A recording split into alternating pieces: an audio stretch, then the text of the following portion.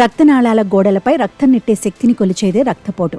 గుండె రక్తాన్ని శరీరమంతా తీసుకువెళ్లే రక్తనాళాల్లోకి పంపుతుంది. అధిక రక్తపోటు హైపర్టెన్షన్ అని కూడా పిలుస్తారు. మీ రక్తపోటు మీ గుండె ఎంత రక్తాన్ని పంప్ చేస్తుంది, ఇంకా అది మీ రక్తం మీ ధమనులలో ప్రవహించడం ఎంత కష్టమవుతుంది అనే దానిపై ఆధారపడి ఉంటుంది. బీపీ అంటే అర్థం మీ గుండె శరీరానికి రక్తాన్ని పంప్ చేయడానికి కష్టపడి పనిచేస్తుందని.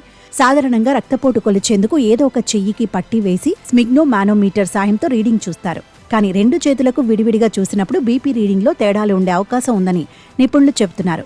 ఇలా కొలిచినప్పుడు బీపీలో నమోదయ్యే తేడాలు గుండెపోటుకు సంకేతం కావచ్చని తాజా అధ్యయనం వెల్లడించింది.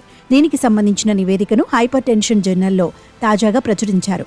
ఈ పరిశోధన కోసం ప్రపంచవ్యాప్తంగా సేకరించిన 24 అధ్యయనాలను విశ్లేషించారు. ఇప్పటి నుంచి బీపీ చూసుకునేవారు 2 చేతులతోనూ సిస్టోలిక్ రీడింగ్ చూసుకోవాలని అధ్యయన బృందం సభ్యుడు డాక్టర్ క్రిస్ క్లార్క్ తెలిపారు. బీపీని మిల్లీమీటర్లలో కొలుస్తారు. 2 చేతుల బీపీ రీడింగ్లో 10 మిల్లీమీటర్లకు మించి తేడాలు ఉంటే ఒక్కో డిగ్రీ పెరుగుదలకు ఛాతీలో నొప్పి, గుండెపోటు వచ్చే ప్రమాదం 1% పెరుగుతుందని అధ్యయనం కనుగొంది.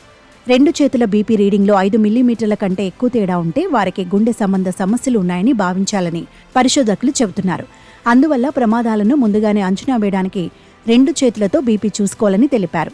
అనారోగ్యాలు ఉన్నవారు, ఇంతకు ముందే సర్జరీలు చేయించుకున్నవారు బీపీ కొలిచే పరికరాలను సరిగా వాడాలని అమెరికన్ హార్ట్ అసోసియేషన్ చెబుతోంది. మణికట్టు వద్ద కాకుండా మోచేతి పైభాగంలో పట్టీ వేసి బీపీ చూసుకోవాలి. బీపీ చూసేటప్పుడు సోఫాలో కాకుండా మామూలు కుర్చీపై కూర్చోవాలి. దీంతో పాటు చెయ్యిని కిందికి వదిలేకుండా టేబుల్ పైన పెట్టాలి. ఒక్కో చెయ్యికి 2 లేదా 3 సార్లు బీపీ చూసి వచ్చే రీడింగ్ను పరిగణలోకి తీసుకోవాలని AHA సూచిస్తోంది.